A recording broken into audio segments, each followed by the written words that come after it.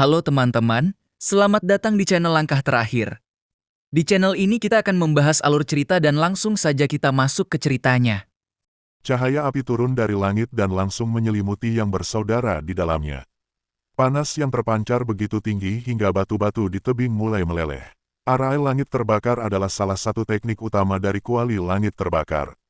Jika kekuatan Lindong lebih tinggi, ia bisa langsung menarik lawannya ke dalam kuali dan membakar mereka hingga menjadi abu, bahkan untuk ahli tahap kehidupan mendalam.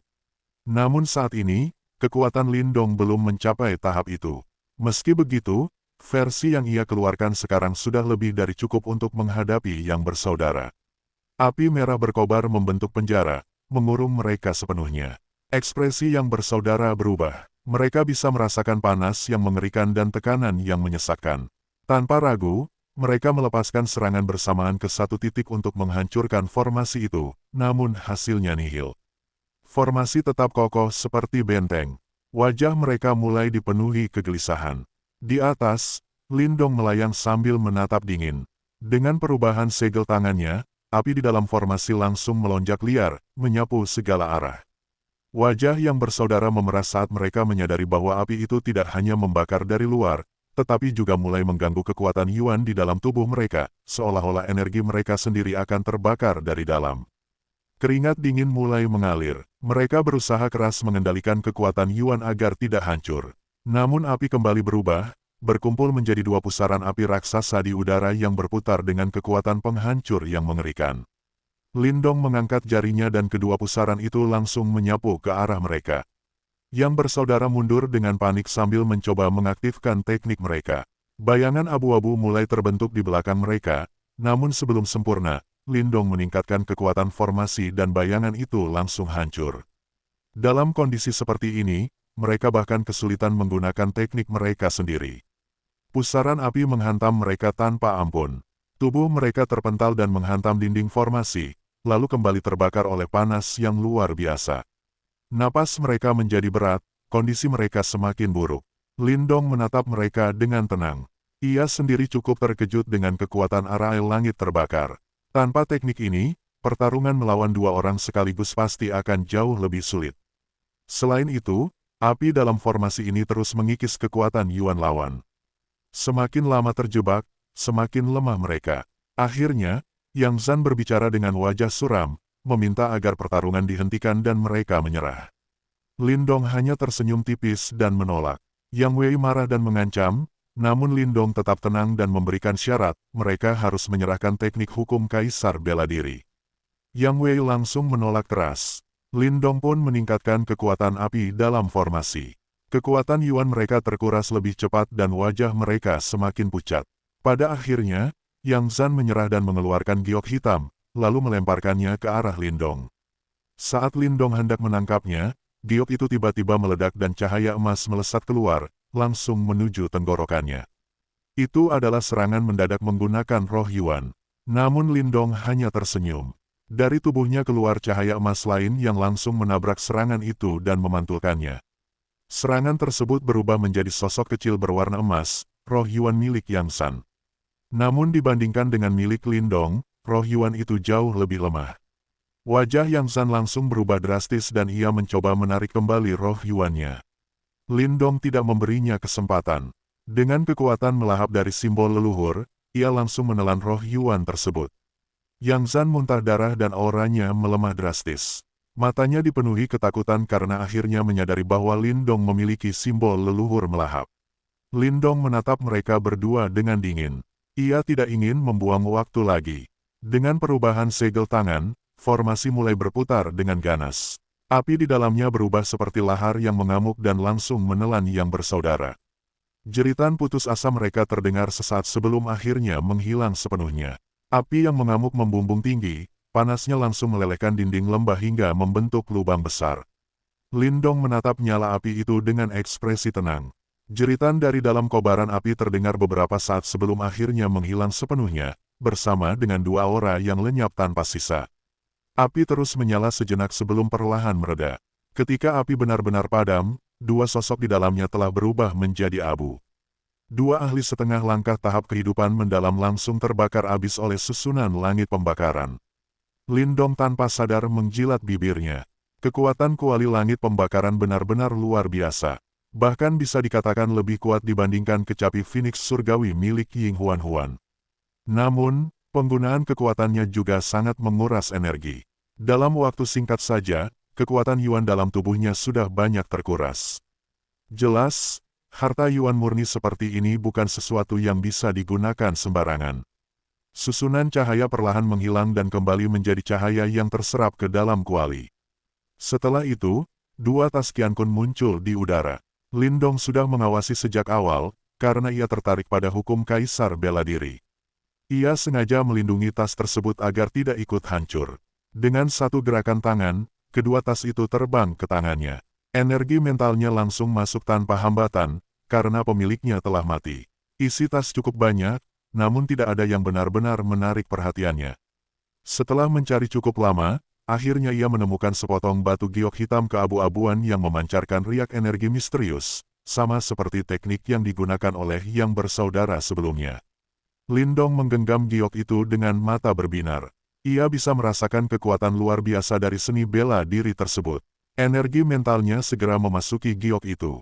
Seketika, pandangannya berubah menjadi ruang berbintang luas. Ia tidak panik, karena tahu ini adalah jejak mental yang tertinggal.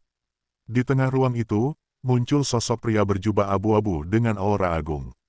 Ia mulai memperagakan seni bela diri dengan gerakan yang alami namun penuh kekuatan. Suaranya yang berat bergema. Sepanjang hidupnya, ia membagi perjalanannya menjadi 3 tahap. Di tahap awal, ia bertarung ribuan kali tanpa satu kemenangan pun.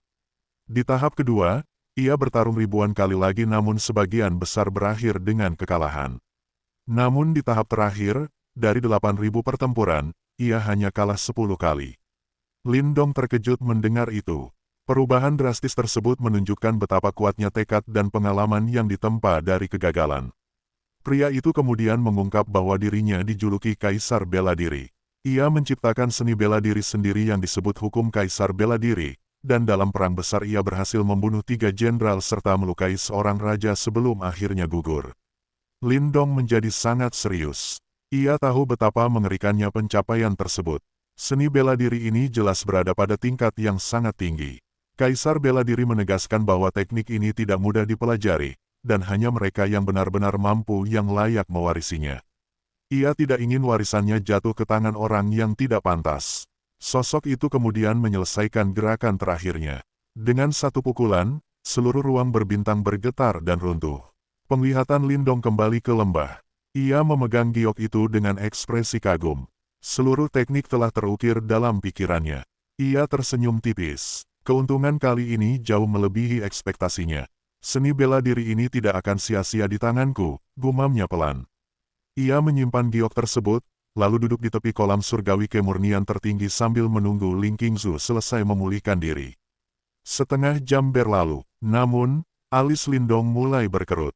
Kolam itu terlalu tenang, tanpa riak sedikit pun.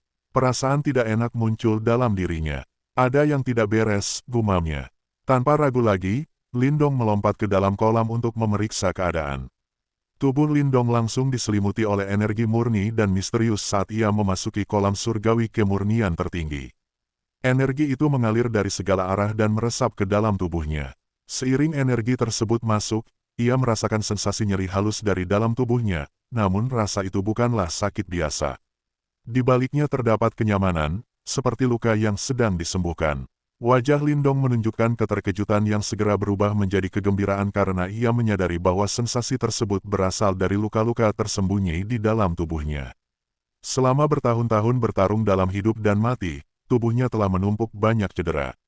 Luka besar memang bisa sembuh, tetapi luka kecil sering tertinggal dan tidak terasa. Jika dibiarkan, luka-luka itu bisa menjadi masalah besar di masa depan.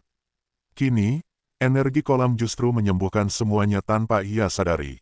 Lindong menghela napas lega, lalu menyebarkan kekuatan melahap untuk mempercepat penyerapan energi. Setelah memastikan tubuhnya baik-baik saja, ia mulai mencari Ling Qingzu. Namun meskipun penglihatannya jelas di dalam air, ia tidak menemukan sosoknya. Hal ini membuatnya mengernyit dan menatap ke dasar kolam yang gelap. Setelah ragu sejenak, ia langsung bergerak turun. Kolam ini tidak luas, tetapi sangat dalam dan dipenuhi lorong air yang berliku. Lindong bergerak cepat sambil menyebarkan energi mentalnya untuk mendeteksi segala sesuatu di sekitarnya. 10 menit berlalu tanpa hasil, membuatnya merasa ada yang tidak beres. Tepat saat itu, ekspresinya berubah karena ia akhirnya merasakan sesuatu. Ia segera melesat ke arah kiri bawah, dan beberapa menit kemudian ia tiba di lokasi tersebut. Di dasar kolam, cahaya hijau zamrud bersinar lembut. Di dalam cahaya itu terlihat tubuh Ling Qingzu meringkuk, rambut hitamnya terurai lembut, tampak seperti sosok yang tertidur di dalam air. Lindong akhirnya menghela napas lega, namun seketika pupil matanya menyusut saat ia melihat ke bawah tubuh Ling Qingzu. Dari sana, cahaya hijau terhubung langsung dengan sesuatu di dasar kolam. Ekspresinya langsung berubah serius. Dengan satu gerakan, ia menyapu lumpur di dasar kolam hingga tersingkap sebuah kerangka putih yang menyeramkan. Dari kerangka itu, benang-benang cahaya hijau menjulur dan terhubung ke tubuh Ling Qingzu, terus berdenyut seolah menyerap sesuatu darinya. Lindong langsung menyadari bahwa kerangka itu sedang menyerap kekuatan hidup Ling Qingzu. Tanpa ragu, ia menebas benang cahaya itu dengan serangan tajam, namun serangannya tidak berpengaruh sama sekali. Ekspresinya berubah, lalu ia segera menggunakan kekuatan melahap dan menggenggam benang tersebut. Kabut putih muncul saat energi di dalam benang itu dilahap, membuatnya melemah dan akhirnya hancur. Cahaya di sekitar Ling Qingzu pun menghilang, tetapi ia masih belum sadar.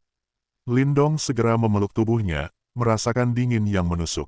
Ia menenangkan diri dan menutup tubuh Ling Qingzu dengan jubah. Setelah itu, ia menatap kerangka tersebut dengan waspada. Kerangka itu mulai bergetar dan perlahan duduk, cahaya redup muncul di rongga matanya. Aura kuno yang terpancar darinya membuat hati Lindong terasa dingin. Namun tak lama kemudian, kerangka itu tiba-tiba kaku, retak, lalu hancur menjadi debu. Sebelum lenyap sepenuhnya, seolah ada suara penuh keengganan yang tersisa di dalam air.